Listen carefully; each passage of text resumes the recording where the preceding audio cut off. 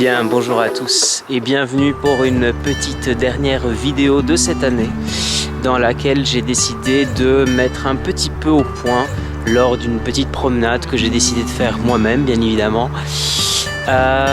Quelques petites leçons de ce que j'ai pu apprendre cette année et de ce qui peut peut-être être important pour l'année à venir. Alors j'ai décidé de le faire sous cette forme-là pour une raison très simple, c'est que, en fait, étant donné que je suis de formation philosophique, et je ne sais pas si on peut dire que je suis philosophe, mais on va dire que je suis un apprenti philosophe, même si j'ai conclu mes études il y a quelques petites années de ça. Eh bien, les philosophes marchaient. Et marchaient pour penser, pour réfléchir, pour apprendre, pour échanger, pour dialoguer, hein. C'est ce que nous disent en tout cas certains textes des anciens. Je pense ici notamment au dialogue entre Socrate et Platon, mais aussi plus tard entre Platon et bien d'autres interlocuteurs.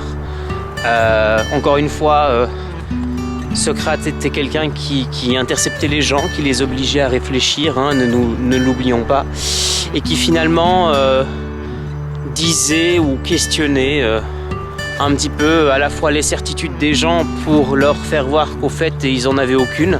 La fameuse phrase « la seule chose que je sais c'est que je ne sais rien », ou encore d'autres phrases comme « connais-toi toi-même » qui peuvent provenir aussi d'autres auteurs, mais dont on a déjà entendu. Il faut savoir que aussi certaines de ces phrases sont un petit peu apocryphes, hein. On les entend à la fois de la bouche de Platon, à la fois de la bouche d'Aristote, à la fois de la bouche de Socrate par la plume de Platon, mais aussi par d'autres penseurs, non seulement de l'époque, mais qui viennent plus tard, hein, puisqu'on sait que c'est Montaigne qui disait « Qu'est-ce que philosopher sinon apprendre à mourir ?» alors que Socrate le disait déjà indirectement en parlant aussi de l'exercice philosophique. Mais donc la raison pour laquelle j'ai décidé de me dédier un petit peu à ce petit exercice, c'était surtout pour faire en sorte de se dire qu'il y avait peut-être des choses que je pouvais transmettre, à la fois pour conclure cette année qui se termine de manière assez positive quand même, des choses que j'ai faites que je ne pensais pas faire, des choses que j'ai réussi que je ne penserai jamais mettre en place. Et je pense que la philosophie et les leçons en général de la philosophie aident beaucoup. Je pensais pas être capable de un jour faire un petit podcast dans lequel je mettrais en scène à la fois des amis mais aussi des personnes qui sont capables de m'apprendre beaucoup de choses, puisque finalement ils viennent d'horizons très très différents. Et au fait, c'est cet apport-là que je pense rend la chose beaucoup plus intéressante et beaucoup plus enrichissante également, puisque finalement on ne détient jamais la vérité soi-même. On doit apprendre de ce qu'il y a avec nous, de ce qu'il y a entre nous et de ce qu'il y a avec nous. Et donc c'est toujours une richesse que de parler à d'autres personnes, et c'est pour cette raison même que j'ai décidé de mettre en place cette pléthore, si on veut, d'épisodes. Alors on est qu'au 7e épisode, hein. Celui-là est un épisode un peu spécial fin d'année. J'ai déjà quelques idées sur bien des choses que j'ai envie de mettre en place. J'ai déjà quelques épisodes qui sont préenregistrés, mais j'ai pas très envie de les divulguer maintenant pour une raison très simple, c'est que j'ai pas envie que ça devienne une espèce de industrie à foison du podcast, et j'ai surtout envie que ce soit quelque chose qui soit vécu et qui soit transmis au moment où la chose en vaut la peine. Donc voilà, ça c'est pour la première chose. La deuxième chose, c'est aussi qu'il m'a semblé intéressant de transmettre quelques petits trucs, parce que je pense qu'en ma qualité de philosophe, il était intéressant de pouvoir nourrir la pensée des gens, mais aussi d'apporter quelque chose aux jeunes. Et je pense que pour cette même raison, il fallait qu'il y ait quelque chose qui soit pérenne et qui reste, en fait. Voilà.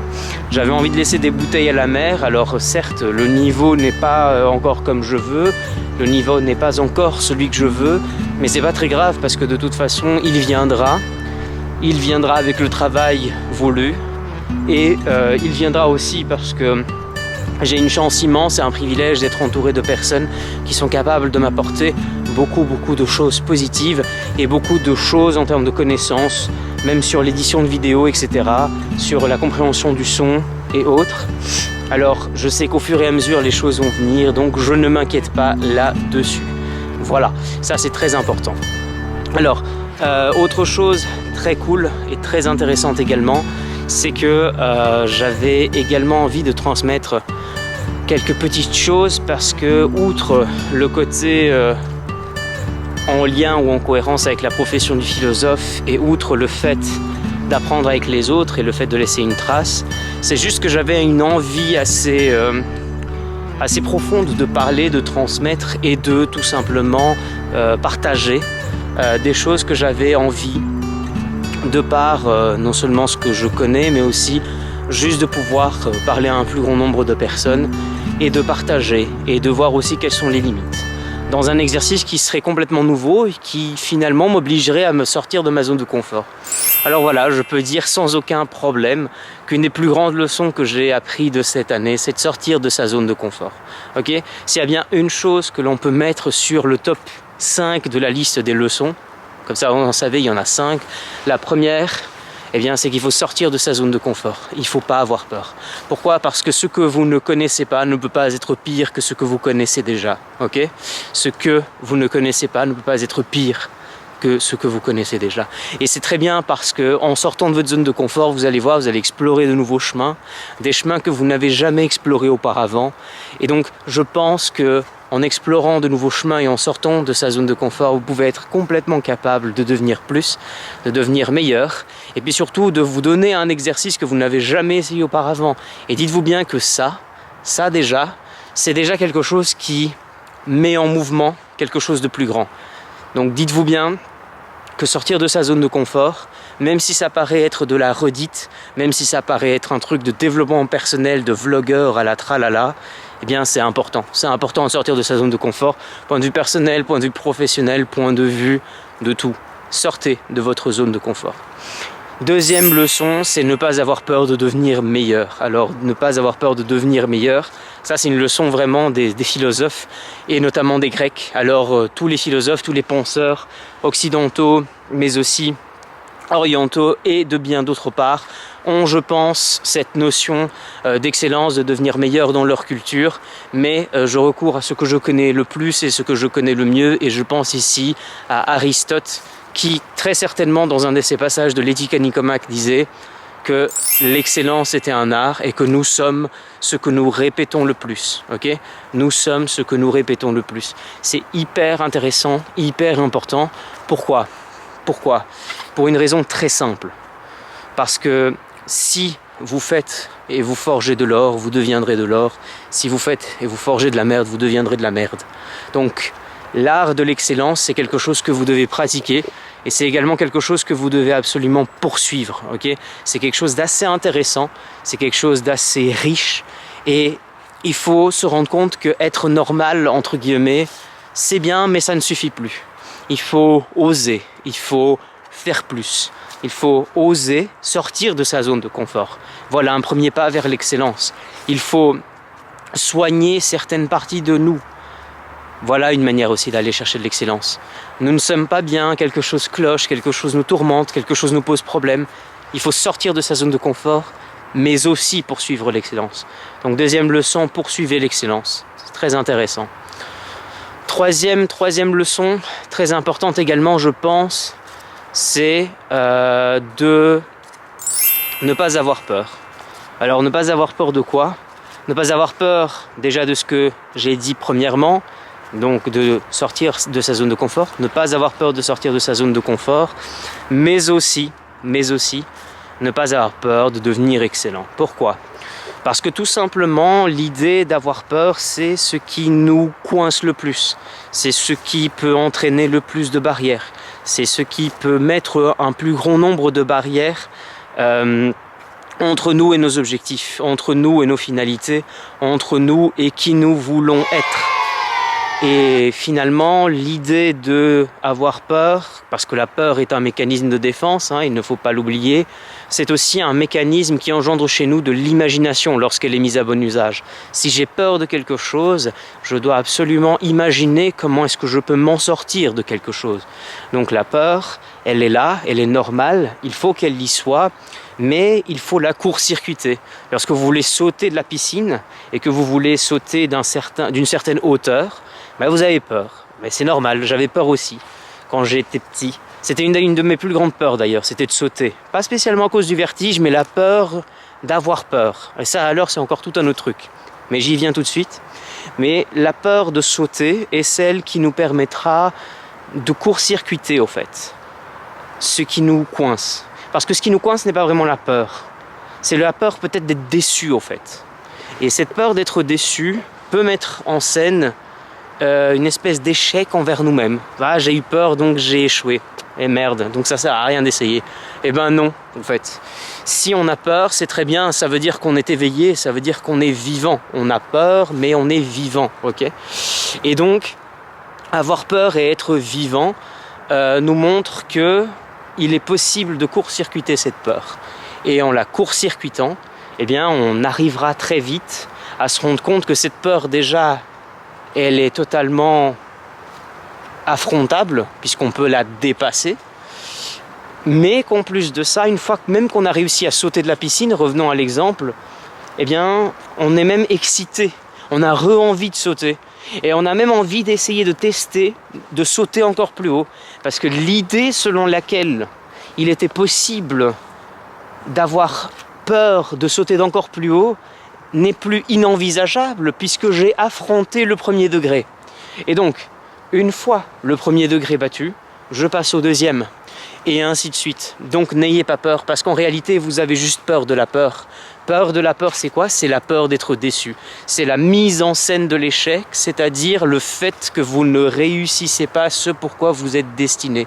Alors voilà quelque chose de très curieux, quoi. Il y a quand même pas mal de personnes et pas mal d'individus qui ont vraiment peur et qui ne débloquent pas tout leur potentiel. C'est un petit peu comme dans Dragon Ball, où ils se transforment, ils s'entraînent comme des tarés pour se transformer en Super Saiyan J, etc., etc. Mais finalement, l'idée selon laquelle tout pourrait leur venir sous prétexte que c'est inné, Vegeta serait le premier à dire non, non, il faut s'entraîner comme un porc, quoi. Donc voilà, troisième leçon, ne pas avoir peur. Quatrième leçon, c'est au fait de chercher de plus en plus des personnes qui nous apportent des choses. Alors qu'est-ce que je veux dire par là? Et ça veut dire qu'au fait, il faut que l'on trouve des personnes qui sont semblables à nous, mais en même temps meilleures que nous. Alors, qu'est-ce que je veux dire par là? C'est qu'il faut s'entourer bien, il faut s'entourer positivement, il faut chercher le positif, il faut chercher ce qui nous rassemble, mais aussi chercher ce qui nous chérit. Rechercher ce qui nous améliore, rechercher ce qui nous élève. C'est quelque chose, encore une fois, d'extrêmement philosophique, et voire même d'un petit peu abstrait. Mais en réalité, ce qui est très intéressant à mettre en avant avec cette idée, c'est la notion d'ami. La notion d'ami chez Aristote, qui me semble des plus cohérentes et des plus fortes aussi. Alors on peut se souvenir, Aristote distinguait 3 grands types d'amitié. C'était l'ami par intérêt, l'ami par instant, par moment éphémère, et puis le véritable ami. Alors l'ami par intérêt, c'est quoi? C'est par exemple pour coopérer à une même finalité. Ça peut être les amitiés temporaires entre... Alors à l'époque en Grèce, c'était peut-être entre les bandits ou tout simplement à but politique, faut pas oublier. Donc ça c'est l'ami par intérêt.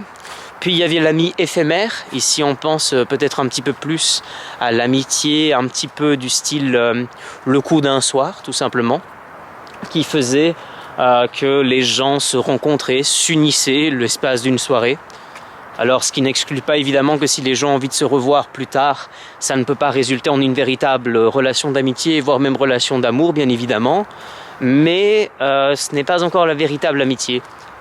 Et enfin la troisième notion d'amitié chez Aristote qui était très intéressante, c'était la véritable amitié, ce qu'il appelle l'amitié, c'est pas pur, mais une véritable amitié, donc le vrai concept d'amitié, qui est tout simplement l'amitié pour l'amitié. C'est-à-dire que la personne, elle est là pour vous, elle est là parce qu'elle vous aime en tant qu'amie, et que c'est celle qui est pour vous et pour personne d'autre. C'est ça un ami.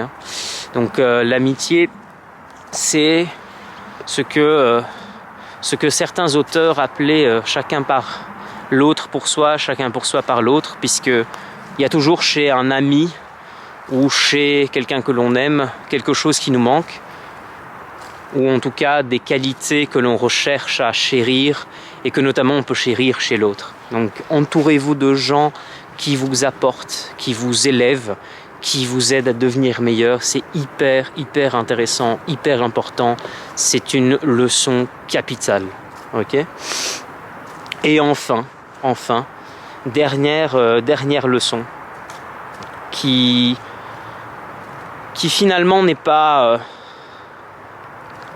tellement une leçon, mais c'est juste une espèce de critère quelque part, c'est découvrez votre propos, découvrez votre but, découvrez ce pourquoi vous êtes là. Alors c'est une mission d'une vie, on ne va pas se le cacher, découvrir ce pourquoi on est là, c'est quand même quelque chose d'absolument extraordinaire et c'est quelque chose d'absolument dingue et c'est quelque chose qui n'est pas donné à tout le monde, c'est un exercice qui est difficile, c'est un exercice extrêmement anxiogène, c'est un exercice exigeant, mais c'est un exercice qui est nécessaire. Alors pourquoi ?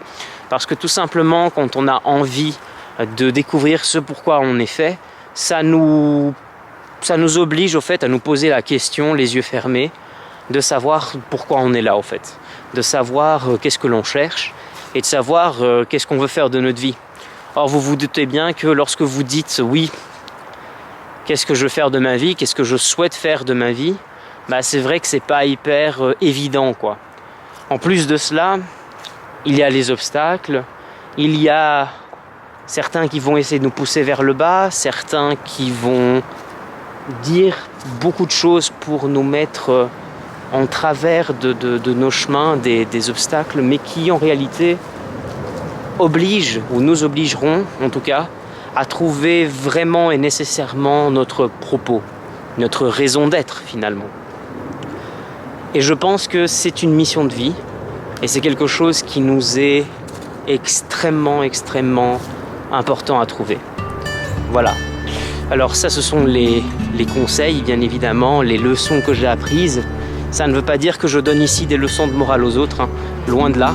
Ça veut juste dire que je suis très chaud de continuer à travailler sur moi, de continuer à apprendre, de continuer à m'améliorer, et qu'il y a bien d'autres leçons que j'ai envie de partager, il y a bien d'autres choses que j'ai encore envie de dire, mais que je laisserai ça pour une autre occasion qui sera peut-être plus opportune, et pour laquelle peut-être je saurai mieux articuler toutes mes pensées. Il faut savoir que là je marche et que je la fais un petit peu à l'improviste, mais c'est quelque chose que j'avais particulièrement envie de faire, c'est quelque chose que j'avais envie de partager, et ces 5 leçons que j'ai respectivement énumérées sont des guides, sont des lignes de conduite que j'essaye d'implanter dans ma vie, j'essaye de me donner la discipline de les mettre en vigueur chaque jour. Ce n'est pas facile. Il y a des jours où je ne le fais pas. Il y a des jours où je pêche à ce niveau-là, où je n'arrive pas à les mettre toutes en vigueur. Il y a des jours où ce n'est pas facile, mais de meilleurs jours viendront. Et puis n'oubliez pas que même si le bonheur est une mission de tous les jours, il y a des jours où on est capable quand même de faire plus et mieux que d'autres, et que de toute façon, vous avez toujours demain pour vous améliorer. Je tiens à souhaiter à tous ceux qui regardent cette vidéo de joyeuses fêtes, une très bonne année 2024, beaucoup de bonheur, et que vous réussissiez à être qui vous êtes destiné à être. Portez-vous bien. Bonne soirée.